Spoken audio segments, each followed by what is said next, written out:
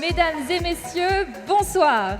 Au nom du Master Distribution et Relations Clients, nous vous souhaitons la bienvenue à cette 15e édition des SCOPS, notre observatoire de l'innovation commerciale, qui cette année a été marqué par le retour à la vie presque normale.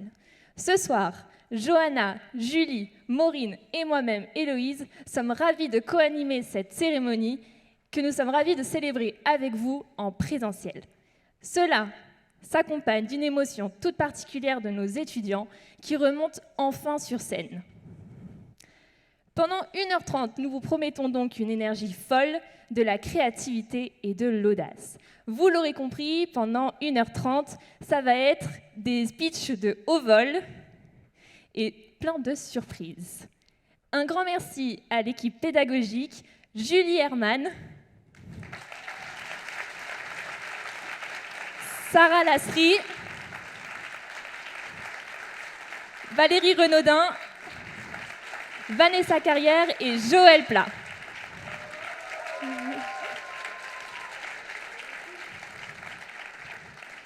Sans plus attendre, nous laissons donc la parole à Julie et Sarah. Cher jury, cher public, excellente soirée.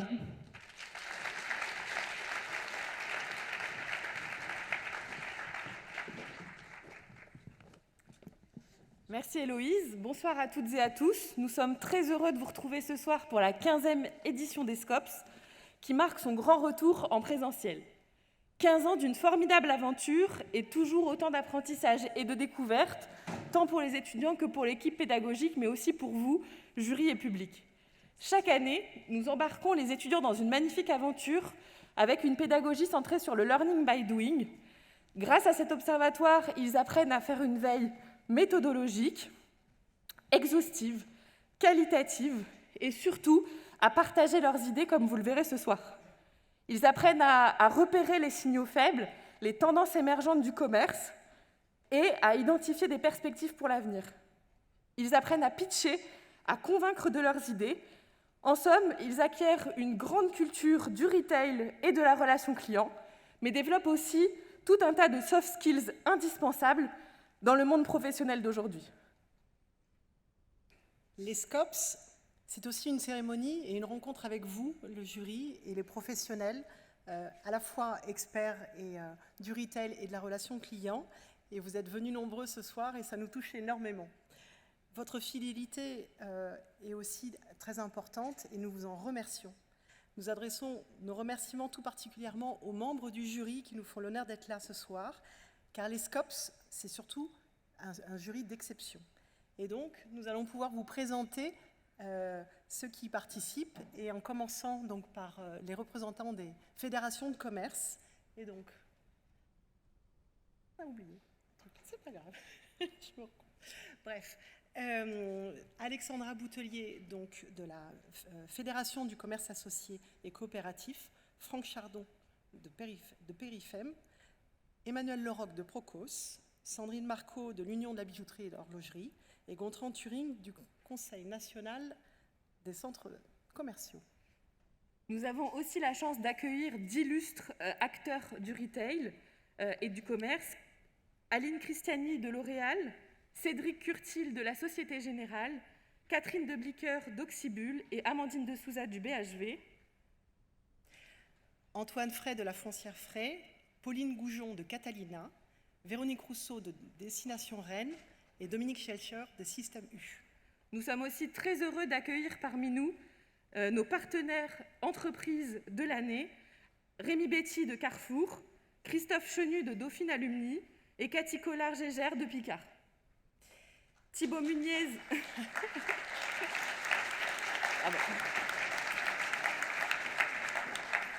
Thibaut Munier de Numberly, Eric Wolzen-Logel de Proximis et Bruno Wittveut, membre de la Fondation Dauphine.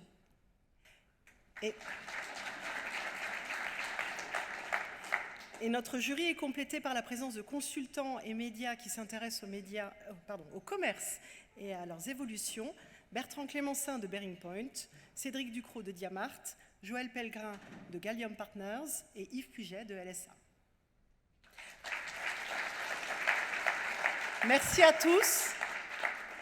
Et nous laissons la parole à Johanna pour vous expliquer le déroulé de cette soirée. Merci à vous, passez une bonne soirée.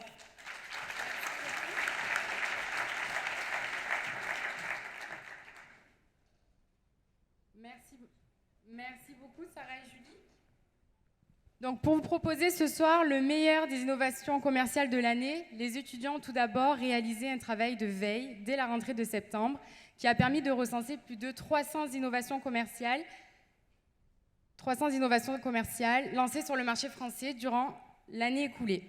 Cette veille s'est effectuée sur 6 secteurs et sur 5 catégories. Les services d'aide à la vente, les concepts de vente, les opérations commerciales, les stratégies relationnelles et les innovations vertes, grande nouveauté de cette année.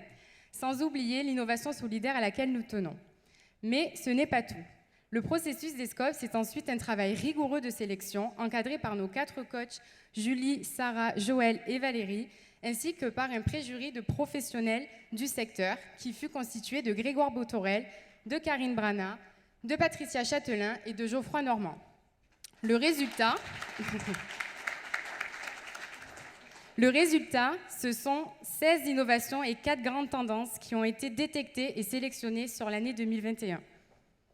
Les étudiants ont dès lors interrogé les décideurs et les clients dans le but de réaliser un dossier approfondi qu'ils vous présenteront ce soir sous forme de pitch.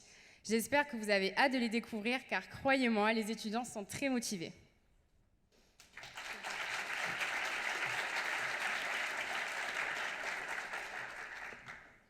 Toutes ces innovations ont vu le jour dans un contexte de sortie de crise sanitaire pendant laquelle l'expérientiel et le relationnel ont été mis à mal. Ces 2 derniers termes sont d'ailleurs devenus, en 2021, les maîtres mots de la relation client. Plus que jamais à la recherche de liens, de fidélité, de proximité, les enseignes déploient de nouvelles stratégies pour conquérir ou reconquérir les clients. Dans ce contexte, nous avons choisi comme thème pour notre cérémonie le retour vers le client, et tout comme le film auquel nous faisons référence, il s'agit d'un vrai pas en avant vers le client du futur.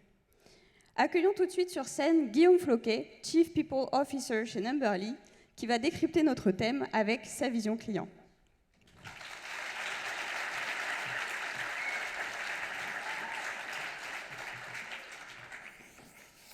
Bonsoir à tous. Alors, c'est un exercice très amusant que je fais du coup maintenant chaque année, où je m'inspire du thème de la soirée pour écrire une espèce de petit édito de ce qui me passe par la tête. Et effectivement, quand j'ai vu votre thème, Retour vers le client, et que j'ai vu la photographie, je me suis demandé, en fait, et si plutôt qu'un retour vers le client, c'était pas un aller vers le client. Et donc, tu viens de le dire, et c'était, je pense, tout à fait juste. En fait, la crise sanitaire, autant que les enjeux futurs pour la planète, aujourd'hui on le voit, les enjeux géopolitiques ou le réchauffement climatique, nous poussent sans doute à changer de paradigme. Et alors, du coup, mon édito, c'est vous parler en fait du changement de paradigme. Qu'est-ce que c'est qu'un changement de paradigme ? Au fond, c'est trois dimensions. D'abord, c'est une façon de concevoir le monde autrement, c'est-à-dire de changer de point de vue. Donc ça nécessite déjà de lâcher prise sur notre conception du monde tel qu'on le voyait. Ensuite, c'est d'associer à cette nouvelle vision une identification du bien. Donc ça touche à nos valeurs, à notre éthique, qui du coup évolue un peu. Et puis enfin, c'est associer des actions concrètes en se posant la question, mais comment on doit s'y prendre pour aller dans ce sens ? Alors, si je regarde en arrière, le paradigme qui correspondrait à un retour vers le client, en fait, c'est, à mon avis, celui de la croissance par l'augmentation de la consommation et de la productivité au travail. Au fond, c'est celui de la juste réponse du capitalisme à nos économies et de la croyance que nos énergies sont d'une certaine manière inépuisables. C'est un paradigme où finalement nos clients reviennent à leur point de repère d'avant-crise, c'est-à-dire une incitation à une consommation du toujours neuf, à la modernisation incessante de leurs équipements, Donc qu'il s'agisse de téléphones, de voitures, de vêtements, de matériel informatique, une invitation à exister par le biais des marques, un monde où l'efficacité du transport se mesure plus au temps qu'on passe dans les transports plutôt qu'à la distance qu'on parcourt, et un monde enfin où le digital pourrait peut-être être synonyme d'abondance. Alors si je pense au paradigme vers lequel d'autres semblent se diriger, c'est plutôt celui du profitable et responsable à la fois, celui de la mesure de la réduction des empreintes carbone ou encore de la recherche des alternatives aux énergies carbonées, celui qui conduit à s'interroger sur la réduction de notre consommation ou la réduction de nos déplacements, celui qui révise nos équilibres de vie comme le travail à distance, le besoin de qualité de lien avec l'autre ou encore les habitudes alimentaires qui basculent de l'animal au végétal. C'est celui de la vertu des économies de partage, du réemploi des biens de consommation ou des circuits courts. Finalement, c'est peut-être en fait un paradigme où nos points de repère sont vraiment à découvrir et où le digital pourrait rimer avec sobriété. Alors, moi, ça m'interroge, et vous voyez l'image qui se trouve à l'écran, en fait, quelle valeur souhaitons-nous porter pour nos clients ? Alors, si on représentait les paradigmes comme des vallées placées les unes à côté des autres, avec le monde qui serait une boule qui oscille à travers ces vallées, en fait, je me demande si le monde ne se trouve pas aujourd'hui dans un entre-deux, pouvant à la fois revenir en arrière ou basculer en avant, on ne sait pas trop. Et je me dis, les marques ne doivent pas chercher à adapter leur message en fonction de ce que le client a envie d'entendre.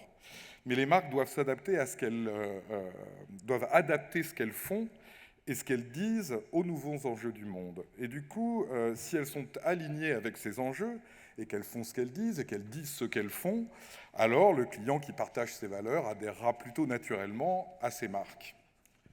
Alors en fait, deux mondes se dessinent sans doute, juste pour demain matin. Celui où les marques et les clients sont passés dans un autre paradigme, et ils peuvent déjà vraiment se rencontrer, se comprendre et adhérer à ces valeurs.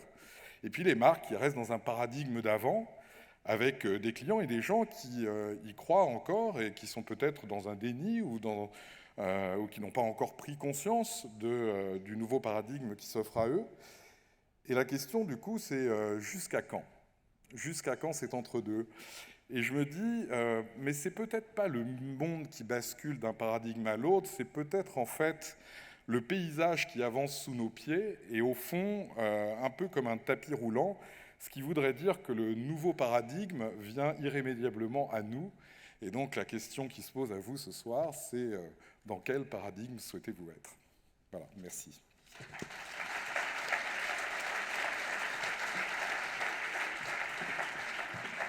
Un grand merci Guillaume pour la pertinence de votre analyse du thème de cette édition 2022 des Scops.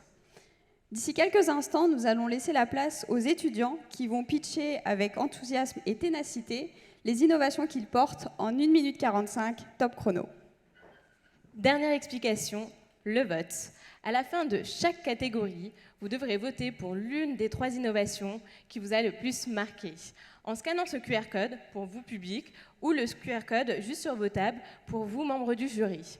Le vote du public et du jury compte respectivement pour 50%. À la fin de la cérémonie, nous inviterons les représentants des innovations gagnantes à monter sur scène pour leur remettre leur trophée. Nous vous laissons sans plus tarder en compagnie de Mélanie, Inès et Séverine qui vont vous présenter les innovations en liste de notre première des 5 catégories, les services d'aide à la vente.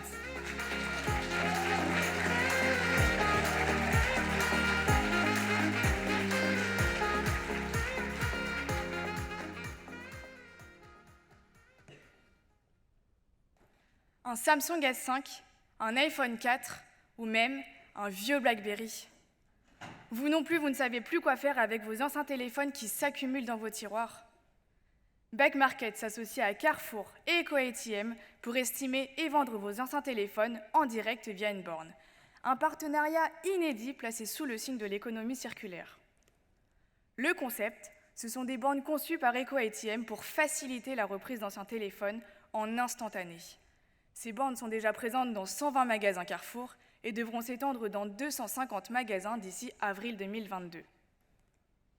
Concrètement, comment ça marche? Le client arrive en magasin, branche son téléphone à travers la borne qui va le reconnaître et l'estimer en fonction d'une grille préalablement fixée. Ensuite, le client pourra refuser ou accepter l'offre contre un bon d'achat valable immédiatement chez Carrefour. Par la suite, suivant l'état du téléphone, celui-ci peut être reconditionné par EcoATM puis remis en vente sur Back Market ou alors recyclé par EcoATM. Après 1 mois et demi de lancement, ce sont 2000 téléphones portables qui ont pu être récoltés. Un résultat prometteur pour le lancement d'un dispositif disruptif de cette nature.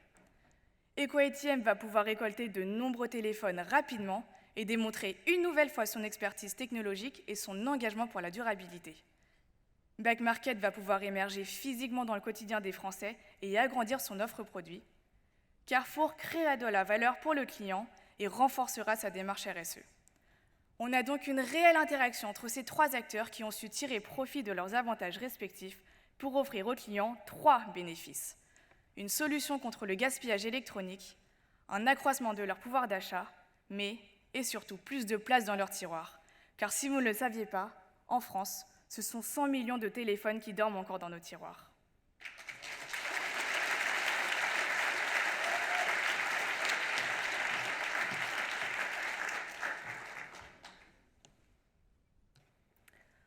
Vous savez quoi? J'ai enfin trouvé l'appartement de mes rêves, à un détail près, le balcon. Comme vous le voyez, ce n'est pas du tout l'endroit idéal pour prendre l'apéro, mais comme 95% des Français, je n'ai ni les connaissances, ni le budget pour l'aménager. Et pourtant, aujourd'hui, mon balcon ressemble à ça. Mon astuce? Eh bien, c'est Hortusbox, une solution d'aménagement paysager digitalisée pour embellir son espace extérieur, sans connaissance préalable et avec un budget maîtrisé. Même Leroy Merlin a été séduit par le concept et est désormais partenaire de cette start-up française. Concrètement, on est sur un parcours entièrement digitalisé. Je me suis rendue sur le site web et j'ai choisi l'offre Hortus City pour mon balcon. Vous pouvez aussi choisir l'offre Hortus Garden s'il s'agit d'un jardin ou d'une terrasse. J'ai répondu à quelques questions, envoyé 2-3 photos et le tour est joué. Hortusbox m'a envoyé une proposition d'aménagement paysager sous 15 jours. Elle comprenait des visuels 3D de mon nouvel espace, une liste des mobiliers et accessoires à acheter chez Leroy Merlin et un plan d'aménagement. Je n'avais donc plus qu'à acheter mes articles chez Leroy Merlin et à procéder à l'aménagement de mon espace en mode DIY grâce au plan d'aménagement. Et vous pouvez même recevoir des alertes d'entretien pour votre espace. N'est-ce pas génial?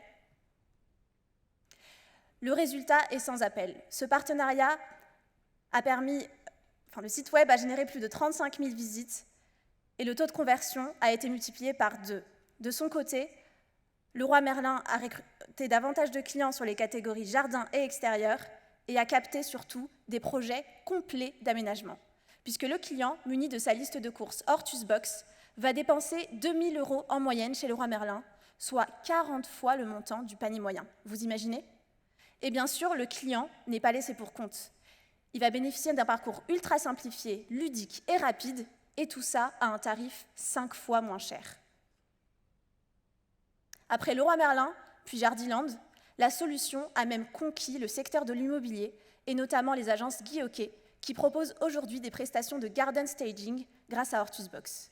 Choisir Hortusbox, c'est donc choisir la meilleure alternative, que ce soit pour votre jardin ou celui de vos clients.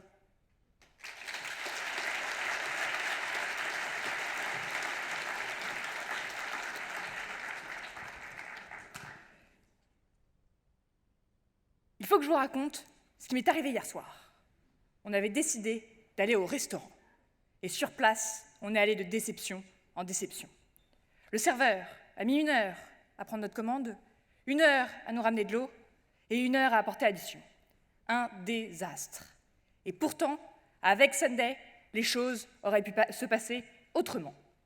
L'idée a émergé pendant les confinements par les fondateurs des restaurants Big Mama. Le principe est très simple. Vous scannez le QR code présent sur votre table et là, vous payez votre addition ou bien vous la divisez avec vos amis. Le tout en moins de 10 secondes.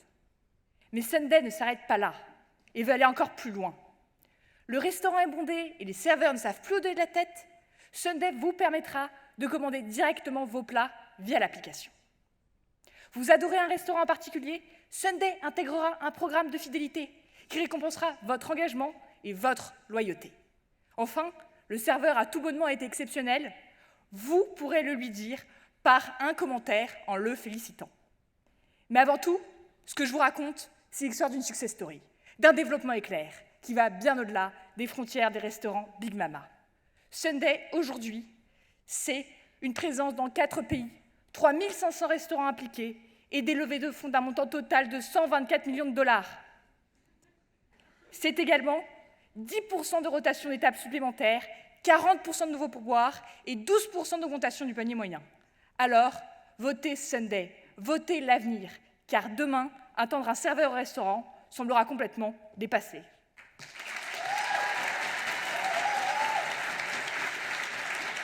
Merci beaucoup à vous trois.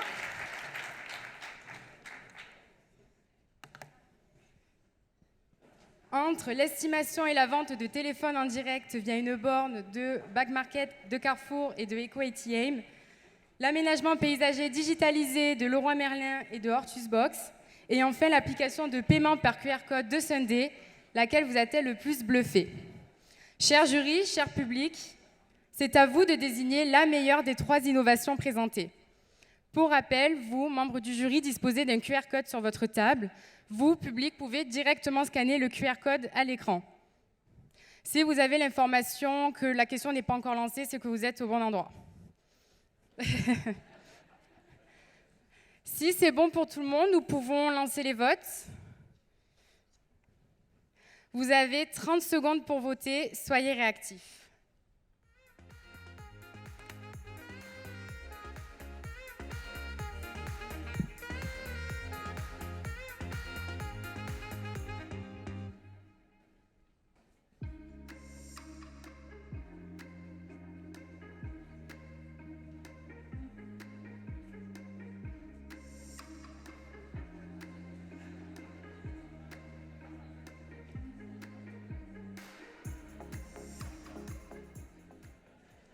Le temps est écoulé. Merci beaucoup. Cher jury, cher public, pendant que les résultats des votes sont dépouillés et pour faire durer le suspense, nous vous dévoilons la première des 4 tendances qui a émergé des 300 innovations détectées par le master.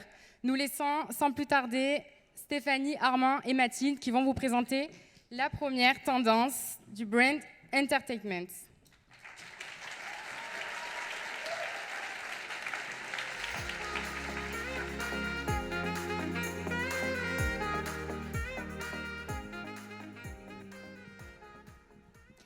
Il était une fois 2 marques. La première issue du monde de prêt-à-porter, la seconde issue du monde du divertissement.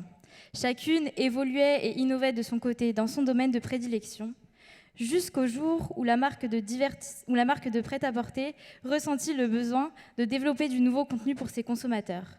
Car ces derniers ont bien changé. Ils sont devenus de plus en plus zappeurs, passant d'une marque à une autre sans état d'âme. Afin de les attirer et les retenir, la marque se donna alors une nouvelle mission, les divertir. En développant du contenu de marque inspiré de l'industrie du divertissement, elle fit le choix du brand entertainment. Cette histoire, c'est celle d'un grand nombre de marques à l'instar de Lacoste. En 2021, elle se maria avec Peanuts pour créer une gamme de prêt-à-porter mettant en scène les fameux personnages de la BD. Ce retour en enfance est l'occasion pour les adultes de transmettre à leurs enfants leur attachement aux 2 marques. Mais cette histoire n'est pas isolée. D'autres marques décidèrent aussi de s'unir pour créer du divertissement ensemble et vivre une histoire passionnée. En 2021, le brand entertainment entre dans une nouvelle dimension. Plus que de simples produits, les marques se sont aussi unies pour créer des expériences immersives. C'est le cas de la SNCF qui a lancé en gare une expérience inédite dans le monde de Harry Potter. Nyx, quant à elle, s'est invitée dans l'escape game La Casa de Papel, The Experience, pour faire la promotion de sa collection inspirée de la série. Ce faisant, les marques font voyager les consommateurs dans des univers qui leur sont chers et pour lesquels ils sont prêts à dépenser plus. Collections et expériences sont les clés du succès de ces unions. Alors si vous aussi, cher public, Vous souhaitez vivre une belle histoire d'amour, vous devrez aussi faire attention à trouver votre moitié, c'est-à-dire le bon binôme en phase avec vos valeurs, respecter votre plateforme de marque et celle de votre partenaire. Cependant, être en couple ne fait pas tout. Même seules, les marques ont le moyen d'embarquer leurs consommateurs dans des aventures uniques en s'appropriant les codes du divertissement. Épar casse les tabous sur la constipation et rassure les consommateurs avec des podcasts au ton léger grâce à un fin mélange entre humour et conseils avisés. Fini le timer pour la cuisson des pâtes. Barilla a réenchanté ce moment avec des playlists qui font voyager le consommateur en Italie.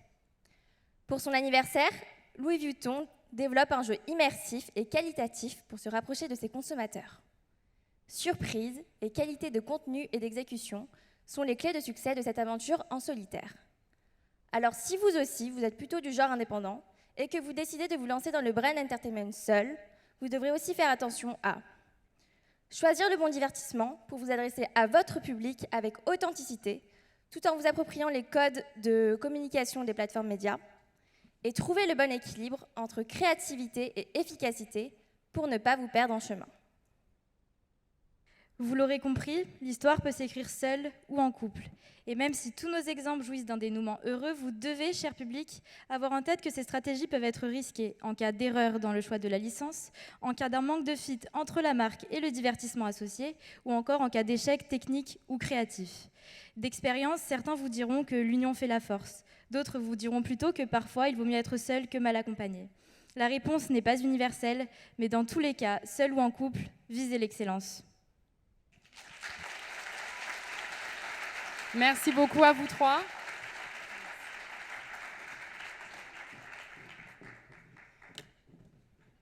Vous avez voté et il est maintenant temps de vous révéler le nom de la première entreprise à remporter un trophée cette soirée dans la catégorie des services d'aide à la vente.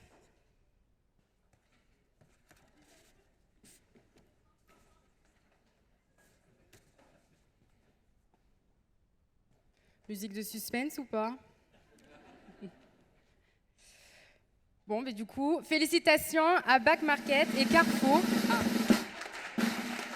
qui remportent le trophée pour son innovation, estimation et vente de téléphone en direct via une borne. Une victoire haut la main avec 44% des votes. À l'issue de tous les votes, nous vous inviterons à venir sur scène, notamment pour recevoir le trophée et faire une photo avec tous les autres gagnants. Merci beaucoup.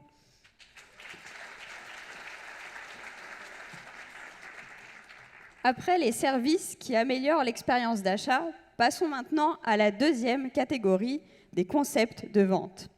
Avec une année 2021 riche en challenges, les nouveaux concepts ont été nombreux et il n'a pas été facile de les départager pour vous présenter uniquement les meilleurs ce soir. Alors sans plus attendre, laissons la parole à Floriane, Hugo et Avi qui vont nous présenter leurs innovations.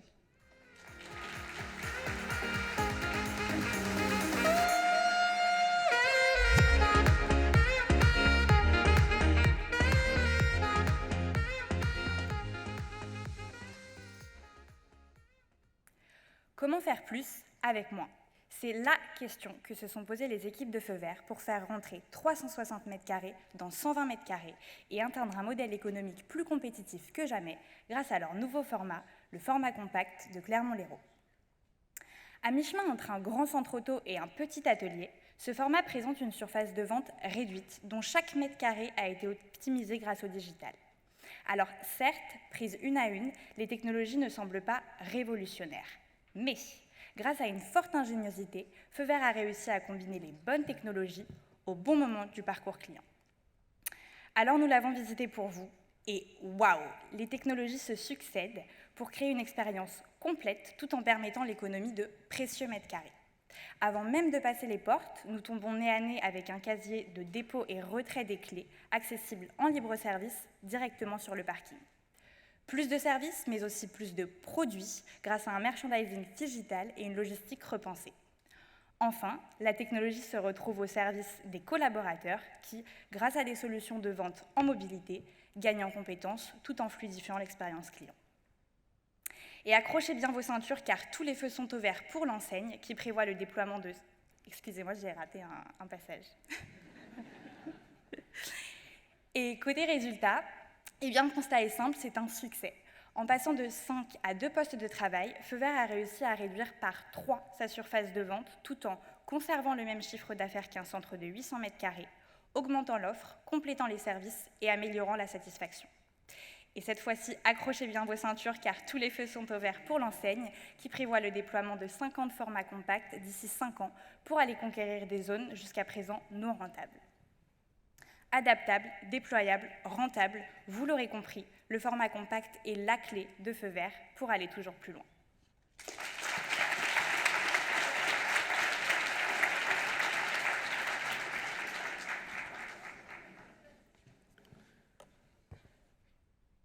Et c'est comme ça que Caption a réussi à créer un nouveau marché qui va changer le monde, qui va être aussi bien bénéfique pour les salariés que pour les chefs d'entreprise. Attendez, vous avez manqué le début ? Je vous raconte.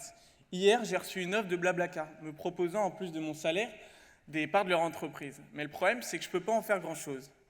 Il faut que j'attende que Blablacar rentre en bourse et seulement là, je pourrai espérer revendre mes parts. Entre nous, rien n'est moins sûr. J'ai fait mes petites recherches pour voir ce que je pouvais faire. Et c'est comme ça que je suis tombé sur Caption, la première marketplace européenne qui me permet d'acheter ou de vendre des parts d'entreprises non cotées. Elle nous permet à tous de pouvoir rentrer au capital des entreprises françaises les plus prometteuses. Back Market, Feed, Payfit. Plus besoin de passer par les banques d'actions, les banques d'affaires, excusez-moi. Il nous suffit de 5 minutes pour pouvoir investir sur l'entreprise de notre choix. Alors pour tout vous dire, en fait, cette pratique, elle existe aux États-Unis depuis maintenant une dizaine d'années. La valeur de la version américaine de Caption, Carta, a explosé cette dernière année, passant de 3 à 7 milliards de dollars. Alors si les Américains l'ont fait, on peut être sûr qu'en France, ça va exploser également. Et ça tombe bien, parce que le marché français est arrivé à maturité. Alors, suite à mes recherches, j'ai regardé et Caption a enregistré 4600 nouveaux investisseurs et plus de 1 million d'euros en 24 heures suite à la sortie grand public il y a 6 mois. Depuis, c'est plus de 10 millions d'euros investis et des ventes en quelques minutes. Alors, si je pouvais vous donner un petit scoop, j'ai discuté avec Mathieu, qui est le cofondateur de Caption, et qui m'a dit que dans une semaine, on pourrait rentrer au capital de Caption via leur plateforme. Alors ne l'oublie pas, toi qui es en constante recherche de bons plans, Caption est la première marketplace française qui te permet d'investir aussi facilement sur les startups.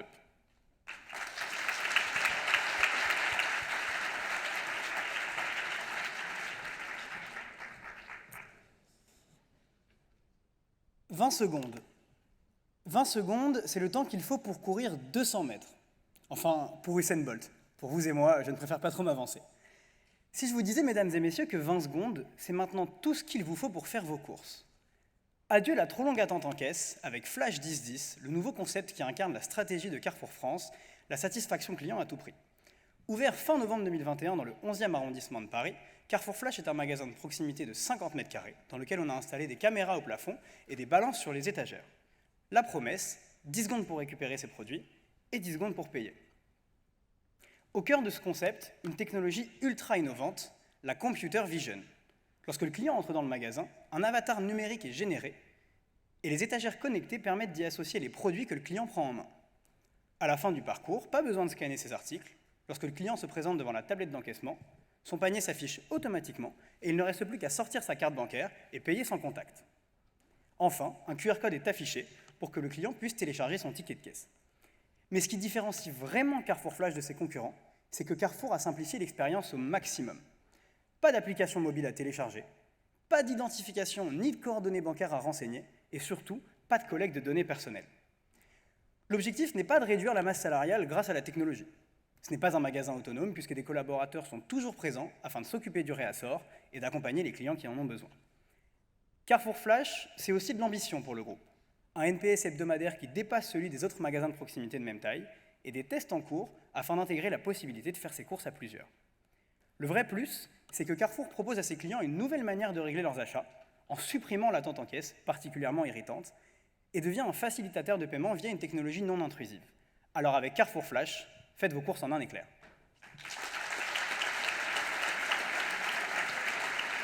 Un grand merci, Floriane, Hugo et Avi.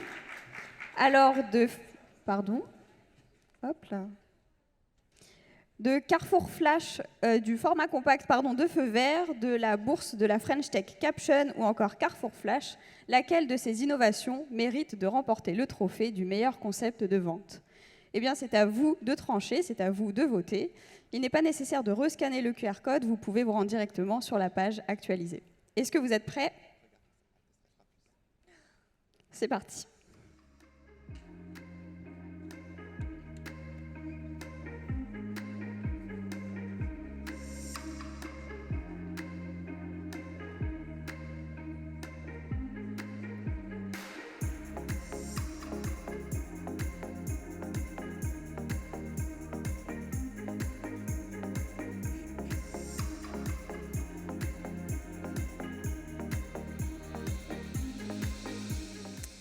Et c'est terminé. Passons maintenant à la deuxième tendance qui a marqué l'année 2021. On ne parle que de cela, et pourtant nombreux sont ceux que le sujet laisse encore perplexes. Peu connus du grand public il y a encore un an, ils sont aujourd'hui sous les feux médiatiques. Je parle évidemment des NFT, du métaverse et des actifs virtuels. Alors, pour nous éclairer sur ce sujet et comprendre l'agitation autour des NFT, métavers et actifs virtuels, j'invite Denis, Laurine et Lara à me rejoindre sur scène.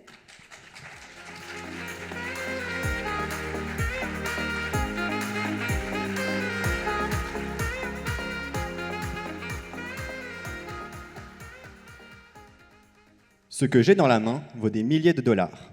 Et oui, bien plus qu'un simple téléphone, il s'agit de mon porte-monnaie virtuel qui contient l'entièreté de mes NFT. Vous trouvez ça peut-être absurde, pourtant, en 2021, les ventes de NFT ont représenté près de 25 milliards de dollars.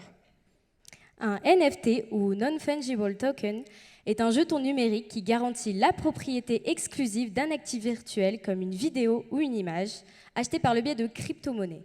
Et ce qui rend les NFT si uniques et authentifiables, c'est la technologie sur laquelle elles reposent, la blockchain, qui est une base de données géante et indépendante où toute nouvelle information est enregistrée et groupée en blocs de façon à être totalement transparente et sécurisée. Ces deux innovations combinées ont laissé émerger le métavers, cet ensemble de mondes virtuels dans lequel il est possible de se mouvoir, d'interagir et d'effectuer des transactions. Mais quels sont les enjeux pour les entreprises ? Les exemples d'entreprises qui utilisent les NFT et le métavers ont été très nombreuses et très médiatisées ces derniers mois. Entre Pizza Hut et ses parts de pizza virtuelles, Charmin et son papier toilette non fongible, ou encore Nike qui ouvre un magasin dans le métavers, qui aurait pu s'imaginer il y a quelques années dépenser des centaines d'euros sur des actifs virtuels? Pourtant, c'est aujourd'hui une réalité et une infinité de nouveaux produits sont à imaginer. Au-delà du simple effet buzz, les entreprises sont confrontées à de réels enjeux, des nouveaux métiers à créer et des nouveaux acteurs sur le marché. Le métavers est déjà au service des entreprises, comme pour Hyundai, qui a décidé de créer un jumeau digital d'une usine afin d'expérimenter et d'optimiser sa chaîne de production. Ces nouveaux actifs virtuels replacent les clients au centre de l'attention. De nouvelles communautés NFT émergent dans lesquelles l'implication des membres est récompensée par des expériences uniques. C'est ce qu'a proposé par exemple l'Open d'Australie avec ses NFT et sa version virtuelle du tournoi sur le métavers Decentraland. Mais les clients font également partie intégrante de nouveaux business models comme le Play to Earn ou Jouer pour gagner dans le monde du gaming, un système dans lequel les joueurs peuvent récolter et vendre eux-mêmes des NFT sur la marketplace du jeu. Et pas besoin de quitter l'Hexagone pour prouver le succès du modèle puisque Sorare, la start-up française qui propose d'échanger des cartes NFT de joueurs de foot, a levé pas moins de 680 millions d'euros en septembre dernier. Au-delà de ces perspectives, les NFT comportent également des limites. Les NFT et le métavers souffrent d'un manque de régulation. Les gouvernements ont du mal à rester à la page face à la vitesse de l'innovation. On peut se questionner sur les lois qui régulent le métavers et les NFT et leur capacité à protéger aussi bien les individus que les entreprises, voire même la société. La technologie blockchain sur laquelle reposent les NFT et le métavers est également extrêmement énergivore. Le minage de ces actifs émet des émissions importantes en dioxyde de carbone. Les NFT et le métavers comportent également des implications sociales et sociétales. Par exemple, à New York, la demande en minage de crypto-monnaies a augmenté la facture d'électricité de plusieurs millions de dollars pour les entreprises et aussi pour les locaux. La non-perception du risque pour les consommateurs ainsi que le risque d'isolement dans une bulle virtuelle peut également soulever des questions. À présent, c'est aux entreprises et au pouvoir public de se saisir de cette tendance tout en tenant compte de ses limites afin de capitaliser au mieux sur ces nouvelles technologies.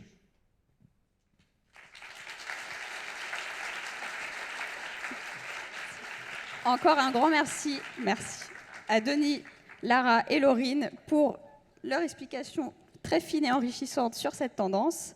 Sans plus attendre, je vous propose de découvrir qui est le grand gagnant du trophée pour le concept de vente 2021.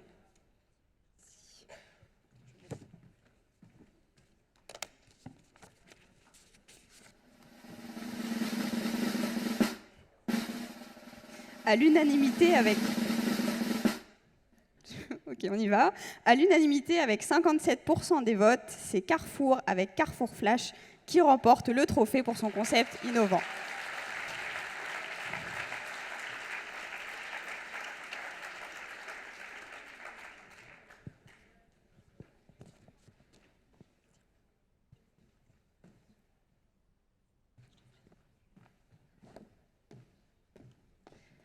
Après avoir découvert les concepts de vente innovants, nous passons tout de suite à la troisième de notre catégorie, les opérations commerciales qui, comme chaque année, ne manqueront pas de vous surprendre. Nous laissons donc la parole à Lucie, Émilie et Guillemette.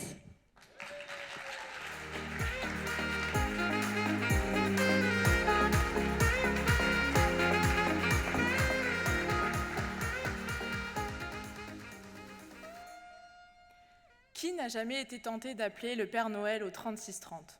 Mais que diriez-vous d'y ajouter la magie de l'image pour lui faire dire le message que vous souhaitez adresser à vos proches ?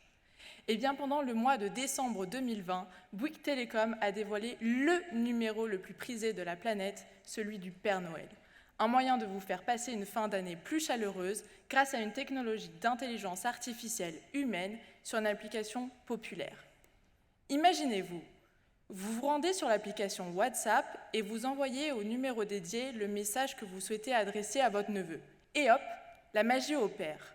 Les lutins vous envoient directement dans la conversation votre vidéo du Père Noël et tout ça gratuitement. Une chose est sûre, votre plus beau cadeau sera de voir le sourire se dessiner sur le visage de votre neveu. Vous n'êtes pas client Bouygues Telecom, pas de panique. Cette opération vous permet aussi de partager avec vos proches des moments magiques. Que vous soyez client ou non client, l'opérateur tient donc sa promesse, faire grandir les relations humaines. Face au succès de 2020, l'opération a été reconduite en 2021 avec encore plus d'engouement et un effet boule de neige sans précédent. Ce ne sont pas moins de 3 millions de messages envoyés, dont 350 000 le 25 décembre. Et les utilisateurs en avaient des choses à partager, puisque 20% d'entre eux ont même été jusqu'à utiliser les 10 messages auxquels ils avaient droit. Mais au-delà du cercle privé, l'opération a été fortement médiatisée avec des appropriations dans les médias comme le JT de France 2. Et ce n'est pas tout. Cette opération a tellement su conquérir le cœur de tous les Français qu'elle a même été relayée naturellement et gratuitement par des influenceurs à plus de 3 millions d'abonnés. Alors le jury, vous êtes convaincus ?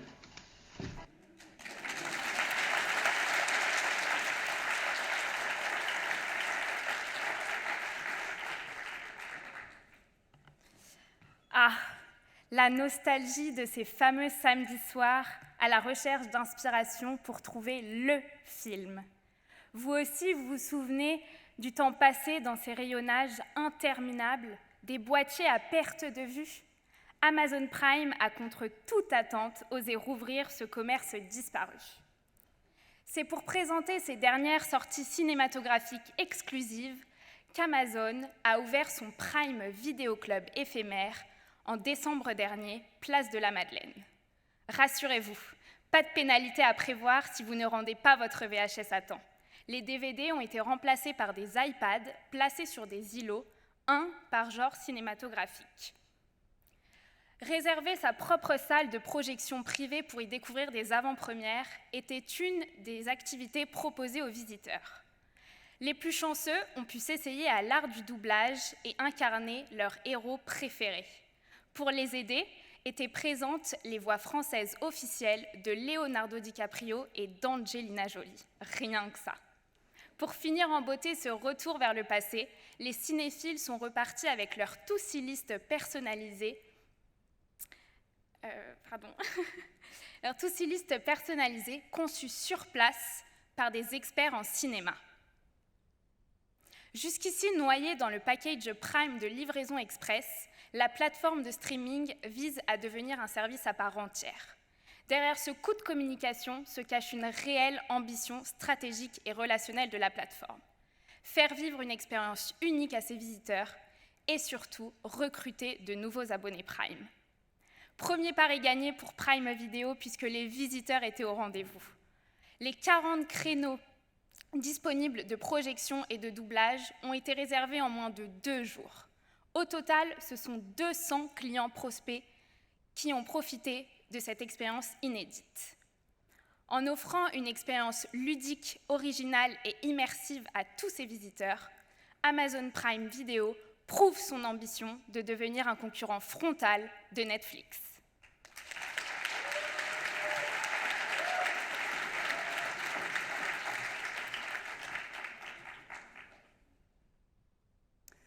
Où suis-je?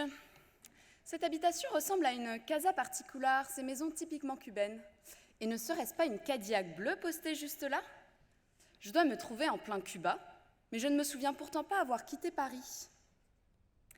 Début 2021, Eminente, alors toute nouvelle marque de rhum du groupe Moet Hennessy, souhaite monter une opération événementielle pour lancer sa marque.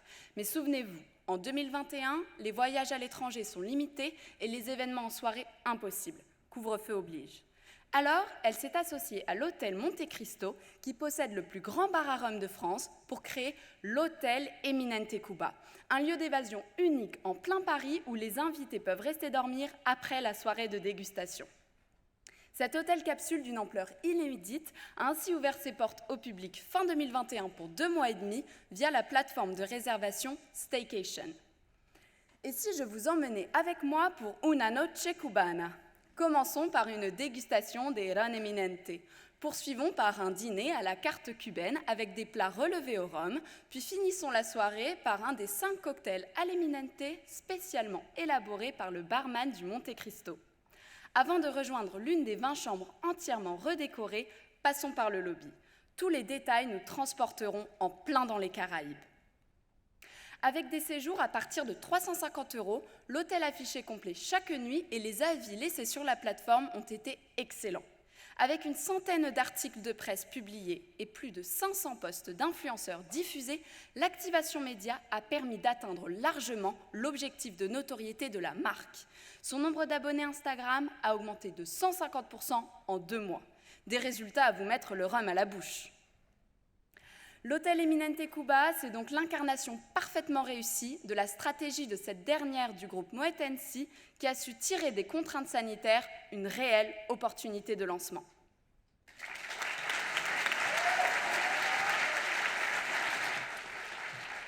Merci beaucoup Lucie, Émilie et Guillemette pour ces pitchs qui nous transportent et nous font voyager.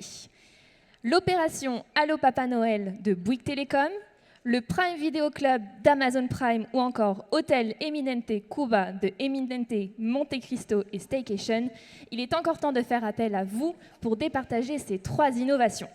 Alors comme lors de vos précédents votes, rendez-vous sur le même lien actualisé. Si vous êtes tous prêts, c'est parti, top chrono.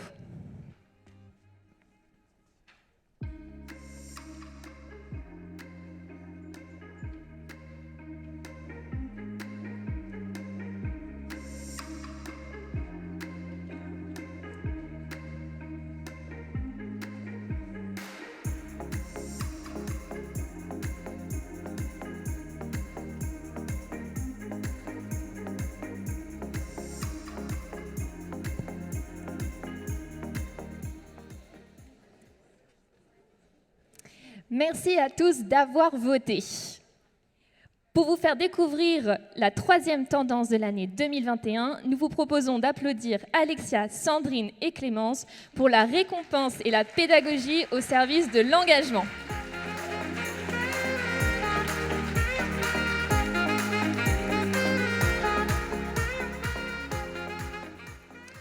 L'essentiel, c'est de participer.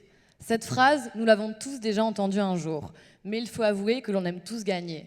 Aujourd'hui, gagner, pour les entreprises, c'est s'engager, à la fois pour les collaborateurs, pour les consommateurs, pour la planète et plus largement pour la société. Cet engagement multifacette permet à la fois de créer un lien durable avec le client, mais aussi de le fidéliser.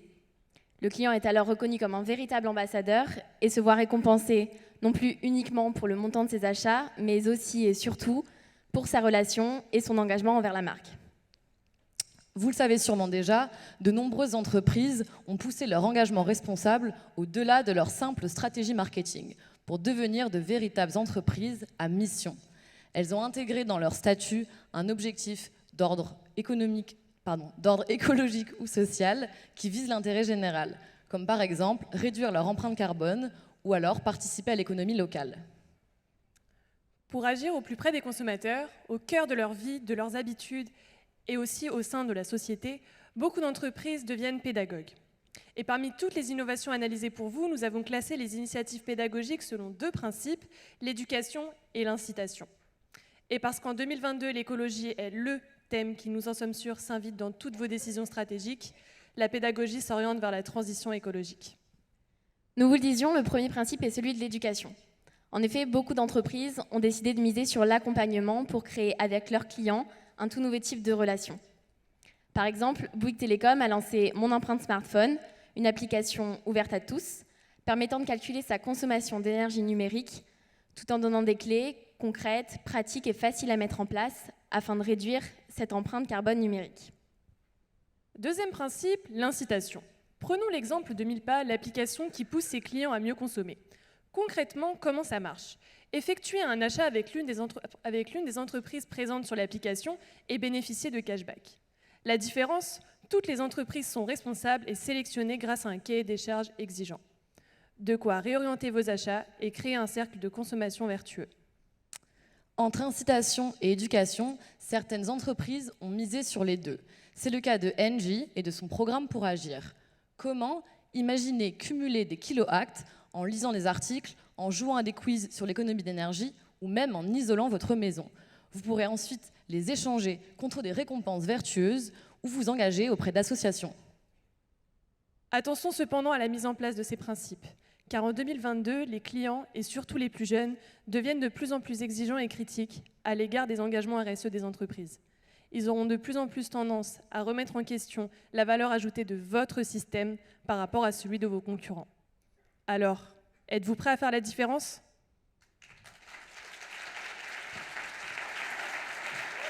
Merci Alexia, Sandrine et Clémence pour ce pitch engageant. Nous pouvons enfin mettre fin à ce suspense intenable et découvrir le nom de la 3e entreprise à gagner un trophée ce soir. Huissier.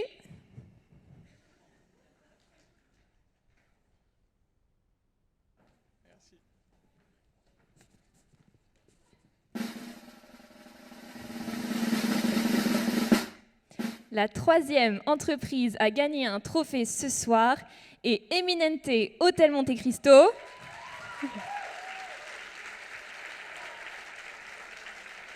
Pour son opération commerciale innovante, Hôtel Eminente, qui remporte le trophée avec 46% des voix.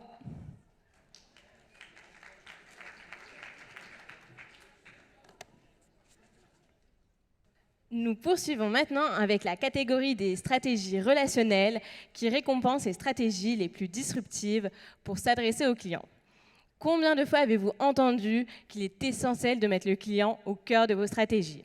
Alors ce soir, Jade, Rosalie et Émile vous proposent un tour d'horizon des stratégies qui ont marqué 2021. Alors, inspirez-vous.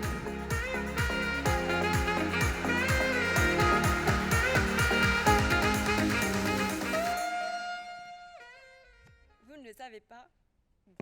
Vous ne le savez pas, mais je suis très bricoleuse et mon dernier projet est de réaliser une table en bois. J'ai besoin d'une visseuse sans fil, mais je ne sais pas laquelle. Donc voilà, je me rends sur le site de Leroy Merlin. Sur l'une des fiches produits, je tombe sur une vidéo, mais pas comme les autres. En fait, c'est la rediffusion d'un live. On y voit Renaud Bauer, youtubeur expert en bricolage, qui présente le produit en détail. Ce qui est intéressant, c'est que je ne suis pas obligée de regarder la vidéo en entier, puisqu'elle est chapitrée en fonction des questions qui ont été posées.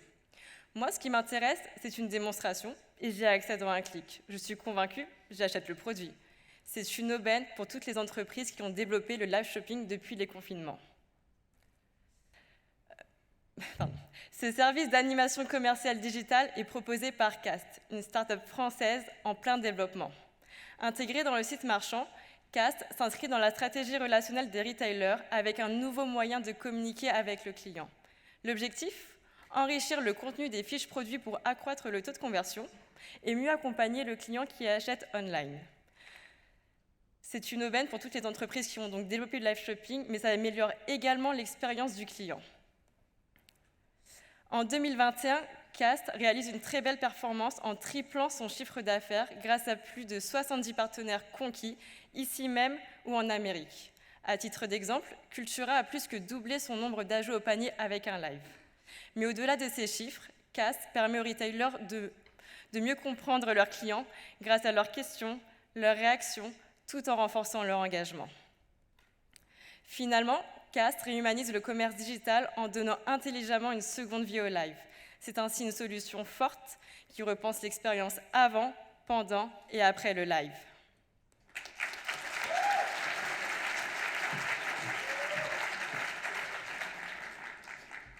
Savez-vous que vous pouvez faire un cours de yoga avec une ceinture Hermès ?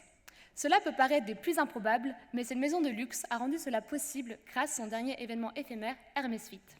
Ce concept qui a eu lieu aux Beaux-Arts de Paris s'inscrit dans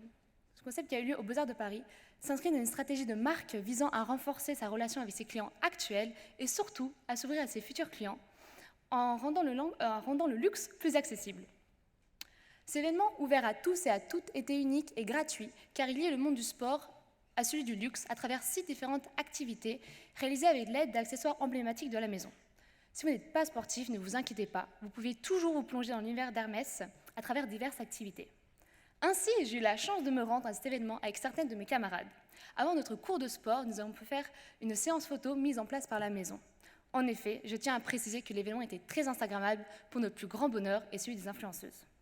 Par la suite, nous sommes débattus durant 30 minutes avec une ceinture Hermès durant notre cours de ceinture stretch avec un professeur de yoga vêtu de la couleur emblématique de la maison. Après cette belle séance de stretch, nous avons pu boire un verre de jus d'orange gratuit au bar devant un concert. Cette stratégie relationnelle ne s'arrête pas de son pays d'origine, mais a également été déployée à l'international pour renforcer la proximité de la marque à travers tous ses marchés. Donc, quels ont été les résultats de cette incarnation de stratégie relationnelle ? Des cours de sport réservés, complets dès le premier jour, un ragissement d'images de marque via les accessoires et les activités, et surtout des jeunes visiteurs emballés par la proximité établie avec Hermès. Enfin, le vrai plus d'Hermès Fit est d'avoir permis à la marque de montrer le luxe sous une nouvelle forme improbable pour créer une relation avec ses futurs clients.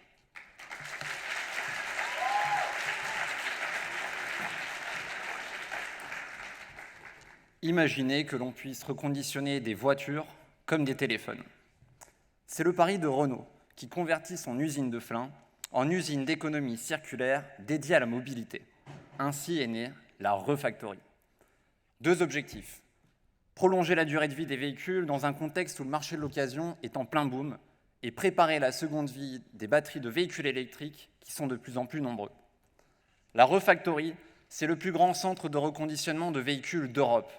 Il ne s'agit pas d'un atelier, mais bien d'une usine de reconditionnement de véhicules qui adopte des process semblables à ceux d'une ligne de montage de véhicules neufs. Ainsi, fini les véhicules d'occasion de qualité variable. Grâce à sa chaîne optimisée, la Refactory reconditionne un véhicule en seulement 8 jours, contre 21 habituellement en concession.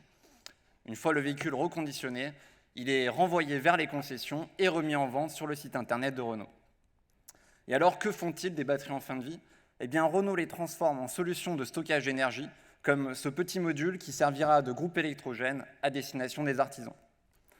Renault ambitionne de reconditionner 45 000 véhicules d'ici fin 2022 et 100 000 à horizon 2030.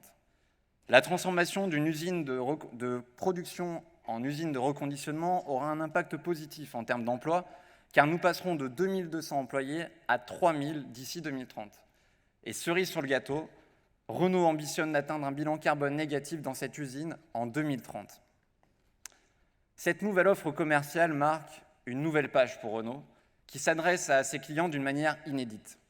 Grâce à ce projet résolument vertueux, Renault crée de la valeur et s'inscrit dans une stratégie écologiquement et socialement durable.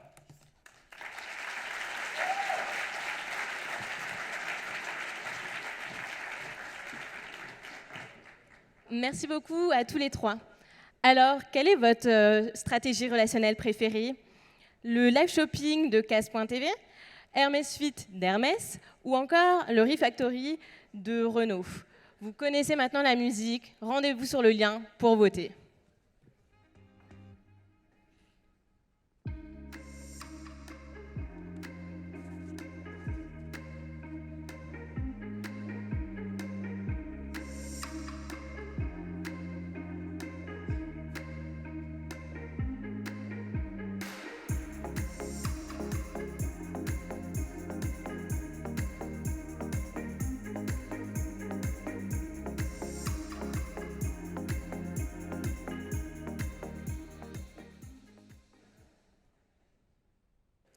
Nous vous proposons maintenant d'entendre le pitch de la dernière tendance de l'année, toujours plus fast, toujours plus dark, par Agathe, Antoine et Sandra.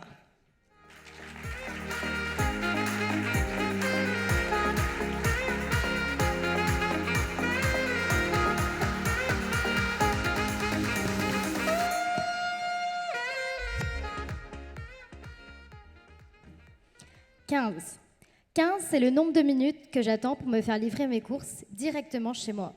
Fabuleux, non? Ces dernières années, nous avons vu émerger des consommateurs toujours plus friands de praticité et de rapidité.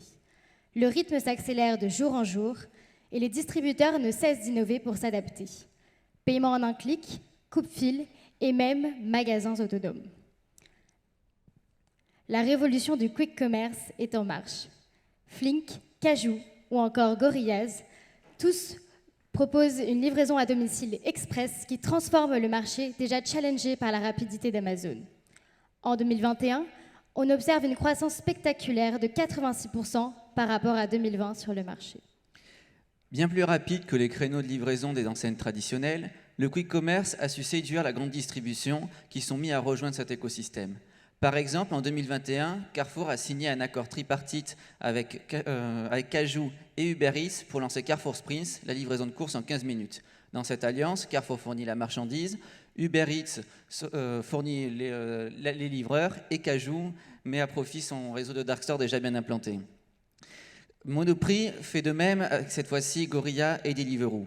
Picard, lui, livre en 10 minutes avec Deliveroo. Quant à Auchan, Bordeaux, Talence, ils réalisent eux-mêmes la livraison pour proposer 1500 références en seulement 15 minutes.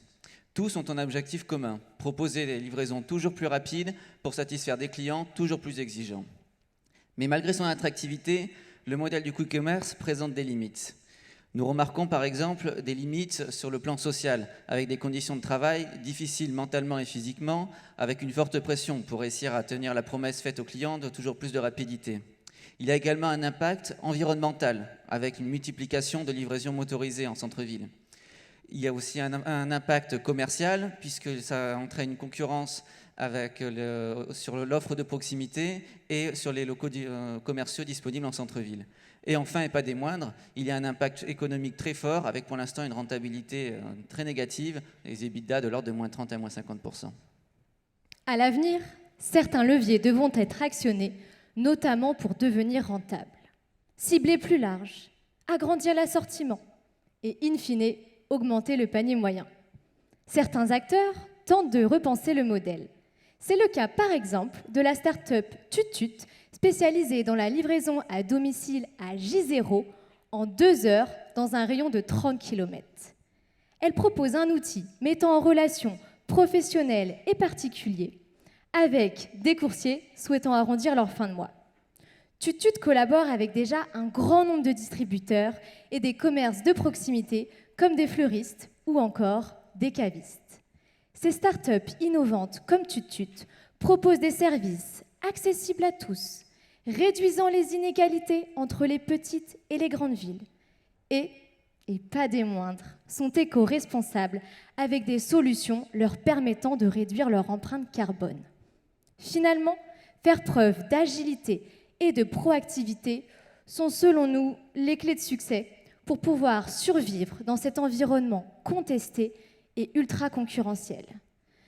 Du côté des consommateurs, leur cœur balance entre être livré en 15 minutes et se faire livrer de façon responsable. Alors, l'enjeu de demain ? Réapprendre aux consommateurs à patienter, à ne pas exiger l'immédiateté pour obtenir des garanties sur une livraison responsable et vertueuse.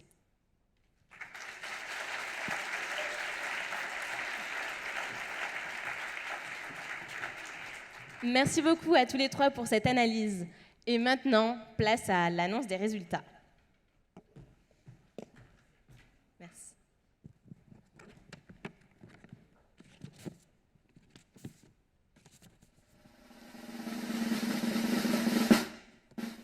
Le jury et le public semblent s'être accordés sur cette victoire qu'ils décernent à Renault pour l'innovation Refactory.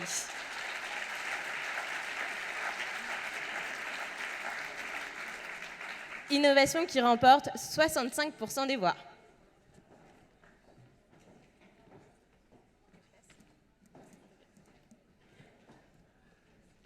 Et nous poursuivons maintenant avec le dernier vote de la soirée dans la catégorie des innovations vertes, la grande nouveauté de cette année. Les préoccupations environnementales sont un réel enjeu pour les entreprises qui de plus en plus s'engagent. Et c'est pourquoi, dans l'Observatoire des SCOPS, nous avons voulu ajouter cette dimension verte. Alors sans plus attendre, accueillons Louise, Élodie et Tiffaine.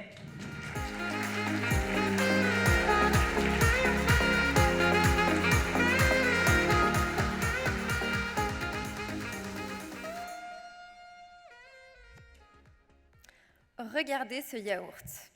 A priori, il vous paraît être un yaourt ordinaire. Et si je vous disais que ce même yaourt allait vous permettre de changer le monde ? Alors que 15% des Français jettent au minimum un yaourt par mois, les Deux Vaches s'engagent contre le gaspillage alimentaire avec la DDM, date de durabilité minimale. Fini la DLC. Et ça, c'est une vraie révolution pour de l'ultra frais. Cette date indicative, qui s'accompagne de la mention « à consommer de préférence avant », signifie qu'une fois dépassé, le produit peut certes perdre en qualité, mais ne présente aucun risque pour la santé. Vous pouvez donc toujours le déguster. Ce passage à la DDM s'inscrit dans le cadre du pacte sur les dates de consommation initié par Too Good To Go.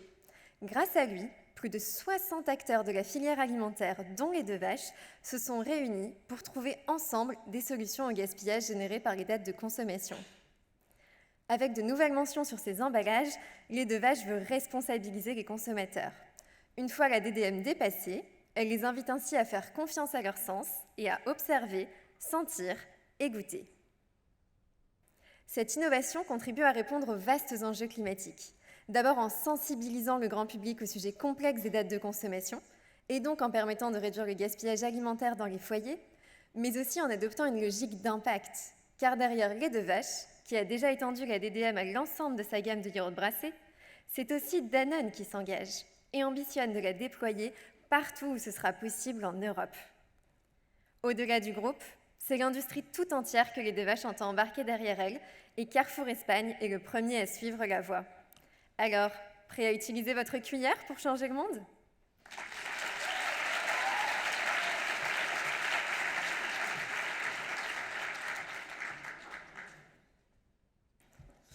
Vous n'êtes pas sans savoir que le vendredi 26 novembre 2021, c'était le Black Friday.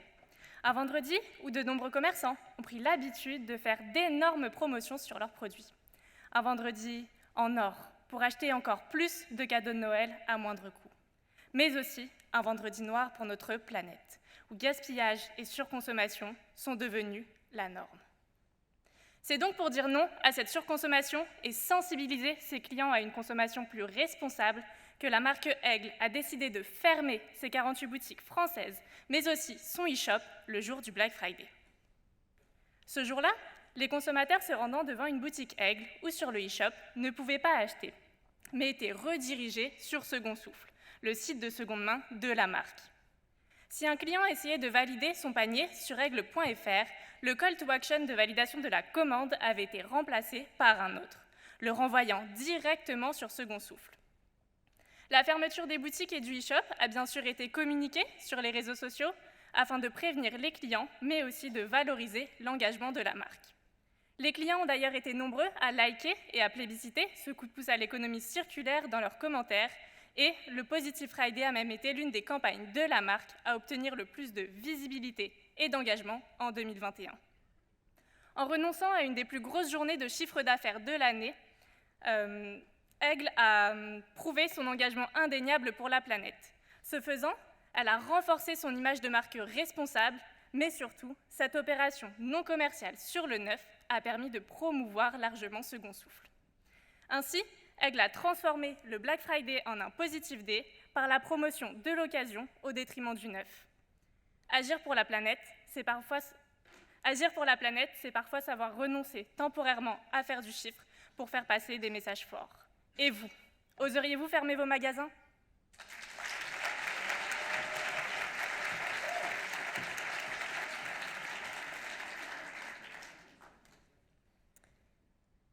« 4 millions. C'est le nombre de tonnes de déchets vestimentaires qui sont jetés chaque année, rien qu'en Europe. Ce sont donc des millions de mètres de matière qui dorment dans des entrepôts chaque année. Et si la solution était simplement de les réveiller ? Nonasource l'a fait. Nonasource, c'est le fruit d'une rencontre entre 3 collaborateurs du groupe LVMH, porteurs d'un double constat. D'un côté, des maisons de luxe confrontées à un surplus de leurs matières premières, de l'autre, des marques, des créateurs faisant face à des difficultés d'approvisionnement. De ces constats est donc née Nonasource, la solution qui permet de collecter les belles endormies des maisons du groupe LVMH et de les rendre accessibles à toute marque, tout créateur ou tout professionnel qui le souhaiterait, à des prix compétitifs allant jusqu'à moins 70% de la valeur d'origine. Mais vous allez me dire, acheter une matière sur Internet sans la toucher, c'est compliqué. Nonasource a donc créé un showroom pour ceux pouvant se déplacer, mais surtout un site rempli de technologies et surtout où les matières sont ultra détaillées. Composition, grammage, coloris, des photos de mise en scène pour visualiser le tombé, le drapé et même des vidéos qui traduisent le toucher. Alors, comment ne pas être convaincu quand on sait que Nonasource pourrait sauver plus de 300 000 m² de matière qui dorment dans les entrepôts, alors qu'il pourrait devenir plus de 150 000 vêtements et aider des centaines de marques, de designers, mais aussi des étudiants, puisque Nonasource compte s'ouvrir aux écoles de design et de mode pour leur donner eux aussi accès à ces belles matières. Alors, en étant la première et l'unique plateforme de revente de matières issue d'un groupe de luxe, Nonasource vient révolutionner l'approvisionnement responsable et vient favoriser l'économie circulaire.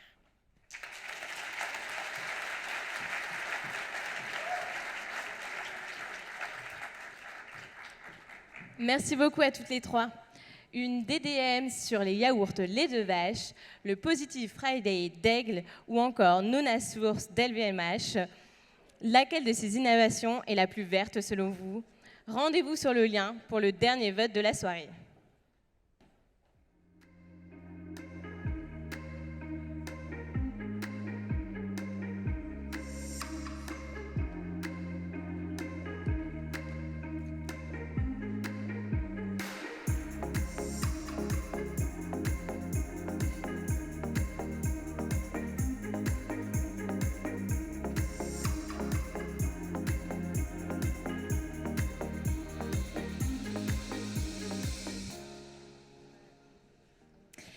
Cher public, cher jury, merci d'avoir voté. Vous êtes nombreux ce soir à avoir fait partie du master, nombreux à être fidèles au réseau Dauphine Alumni et nombreux à suivre nos actualités et nous vous en remercions. Et parce qu'une vidéo vaut 1000 mots, nous vous proposons de découvrir la promo 2022 du Master Distribution et Relations Clients, ses missions et ses projets au quotidien.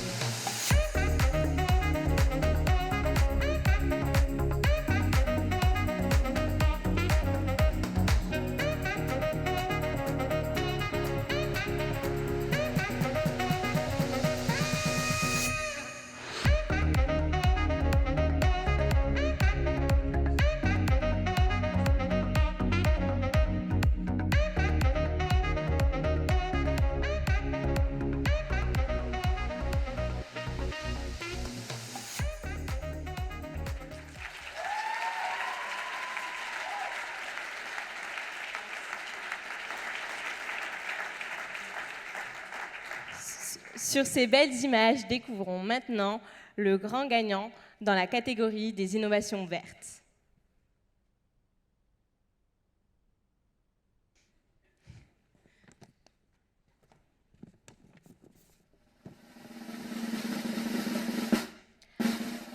Avec 44% des voix, c'est Lait de Vache qui remporte le trophée de l'innovation verte.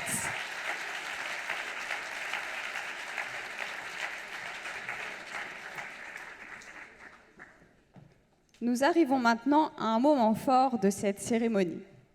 Chaque année, le Master, en partenariat avec Microdon, sélectionne son prix Coup de cœur solidaire. À travers ce prix, nous souhaitons mettre en avant un retail responsable, solidaire, mais surtout récompenser les initiatives sociales innovantes. Alors tout de suite, découvrons l'innovation solidaire de l'année présentée par Louise et Camille.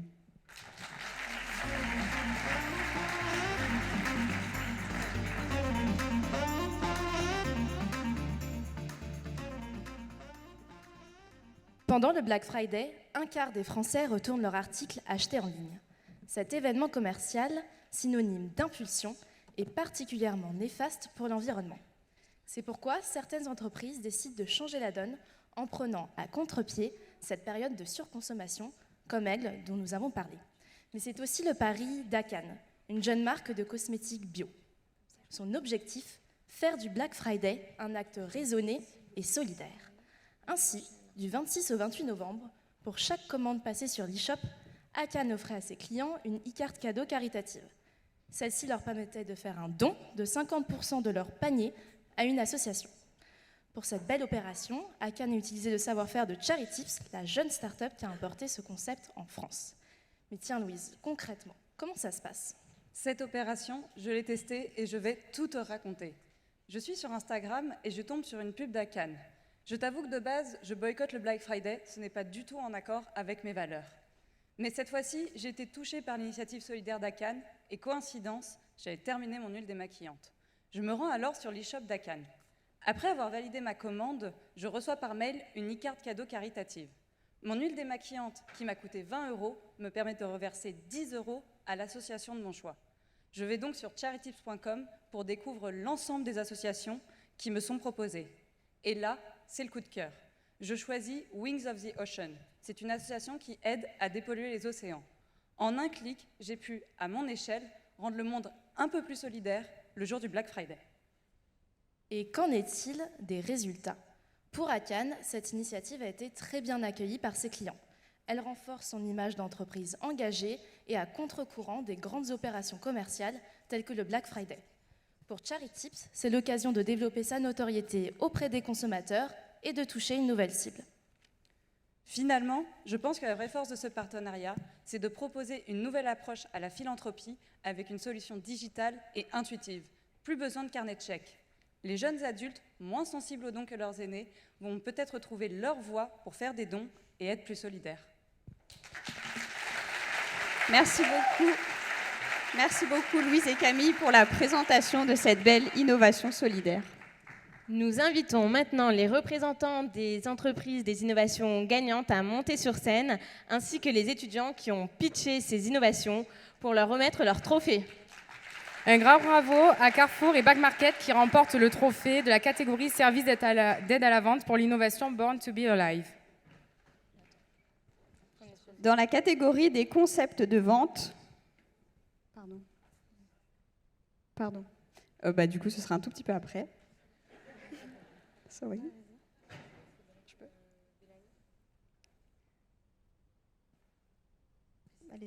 Les représentants des innovations gagnantes sont invités à venir sur scène. Ainsi que les étudiants, bien évidemment, qui ont pitché l'innovation.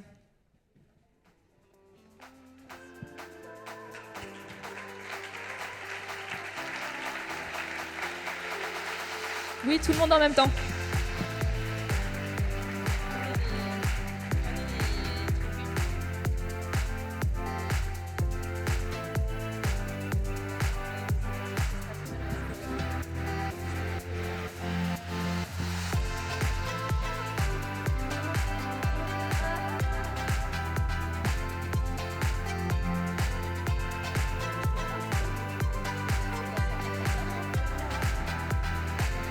Dans la catégorie des concepts de vente, bravo à Carrefour Flash, son concept.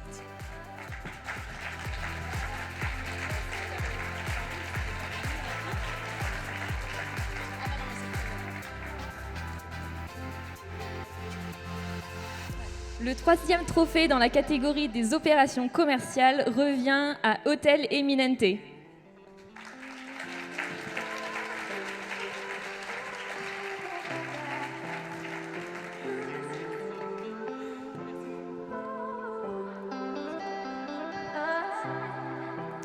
Et enfin, pour l'innovation solidaire, nous décernons le trophée du coup à Louise et Camille.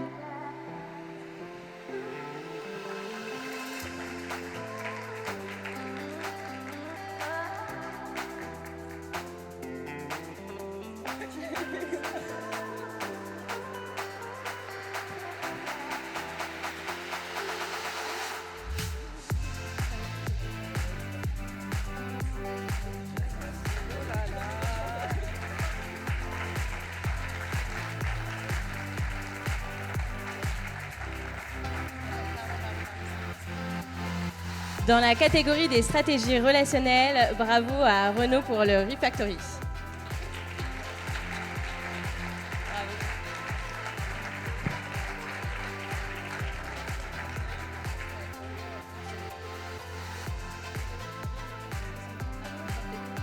Le trophée de la meilleure innovation verte est remporté par Les Deux Vaches pour l'innovation une DDM sur des yaourts.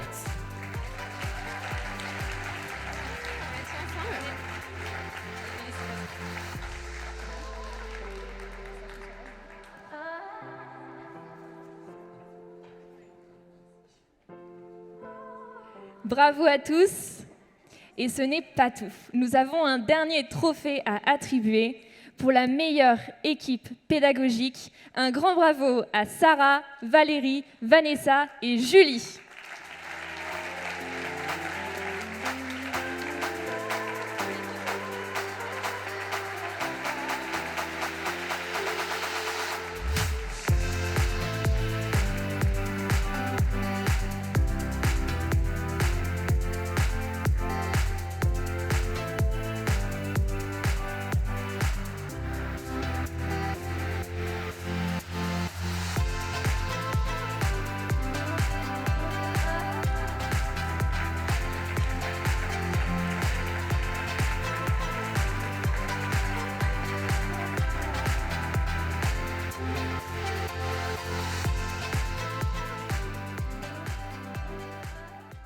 voilà, nous arrivons au terme de cette cérémonie. Vous avez été très patients, vous avez été très attentifs, vous avez écouté beaucoup de choses. On espère surtout que vous avez été inspirés par tout ce qui a été dit et présenté. Alors on voulait, voilà, vous connaissez bien le master distribution et relations clients 206 pour les intimes, et on voulait en cette fin de cérémonie vous annoncer la naissance de 2 de ses petits frères. Alors ce sont des diplômes en formation continue, des diplômes qui nous tiennent à cœur, qu'on a montés avec des partenariats et dont on espère qu'ils vont pouvoir ouvrir en septembre. Et donc Sarah va vous parler tout d'abord du premier, l'Executive Master Retail. Merci Valérie. Donc effectivement, nous avons lancé cette année un Executive Master Retail. L'objectif d'accompagner les professionnels dans l'acquisition de compétences tout au long de la carrière, et en particulier la prise en compte des enjeux contemporains liés par exemple à la data, au développement durable. Et donc ceci, nous l'avons fait en partenariat avec le cabinet Diamart Consulting, avec un objectif de vous proposer une formation complète, avec à la fois des professionnels du retail et des académiques, pour vous proposer la formation d'excellence qui vous permettra de monter en compétence, vous ou vos collaborateurs. Et puis, donc, l'autre certificat, c'est un certificat donc, sur un format plus court qui est centré autour des centres commerciaux. On l'a voulu centrer, bien sûr, sur toute l'innovation qu'il y a dans ce secteur, et on l'a monté avec le CNCC. Donc, merci beaucoup au CNCC qui est présent également dans ce jury. L'idée, c'est d'avoir un certificat de référence dans ce secteur. La formation continue, il n'y en avait pas dans le secteur des centres commerciaux. Donc, c'est un programme tout à fait unique, et on espère là aussi que ça rencontrera un grand intérêt. Donc voilà, donc ça c'était la petite page publicitaire pour vous dire que sur le plan pédagogique, nous continuons d'innover dans le secteur du retail avec beaucoup de plaisir. Nous tenons en cette fin de cérémonie, je crois que c'est à moi, c'est à Julie, c'est à Julie. C'est à Julie. C'est vrai. C'est pas grave, ça me fait très plaisir. C'est surtout, nous tenions à remercier les étudiants. C'est une très belle promotion cette année où ils ont pu effectivement avoir leurs cours en présentiel au maximum. Donc, grosse différence par rapport à l'année dernière, avec une petite pensée pour ceux l'année dernière qui ont fait donc, les 2 années précédentes cette cérémonie online. Et vraiment pour leur motivation, leur agilité tout au long de l'année. Et nous leur souhaitons de trouver leur voie professionnelle dans les meilleures conditions, dans le monde du retail, dans le monde de la relation client, et qui a plus que jamais besoin de têtes bien faites et d'une détermination sans faille pour se réinventer et aussi, surtout, pour continuer de nourrir notre observatoire des SCOPS.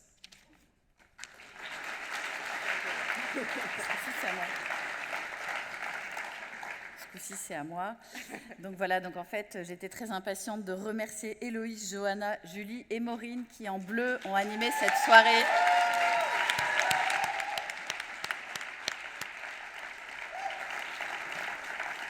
Donc elles l'ont préparée et animée d'une main de maître. Donc bravo à elles, parce que ça a été beaucoup de travail. Et on en est vraiment très, très heureux.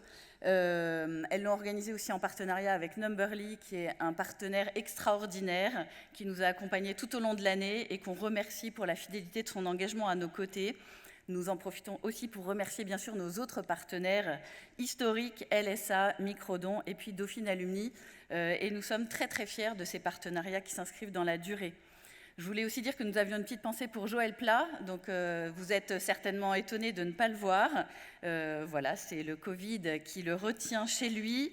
Il est en pleine forme, mais voilà, il a préféré évidemment ne pas venir, mais il est présent avec nous par la pensée, bien évidemment. Et puis, on voulait... Voilà. Et on voulait finir en remerciant Vanessa Cailler, qui nous a rejoint cette année dans l'équipe pédagogique et qui a aidé beaucoup nos étudiants dans la partie coaching et prise de parole en public. Elle a été les emmener marcher tout à l'heure, etc., etc. D'où, en fait, les conditions parfaites dans lesquelles ils étaient pour vous présenter les innovations ce soir.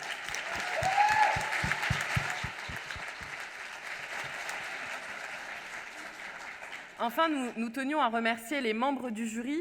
Nous avons l'honneur chaque année d'avoir un jury d'exception et vraiment un grand merci pour votre fidélité. Pour ceux à qui c'est la première fois, on espère vous revoir. Et en tout cas, un grand merci pour votre présence et pour l'oreille attentive que vous prêtez au travail de nos étudiants. Merci aussi à vous, le public, sans qui toute cette aventure n'aurait pas de sens. Et aujourd'hui, vous êtes venus nombreux, malgré un contexte un peu incertain. Donc, merci à vous et à l'année prochaine.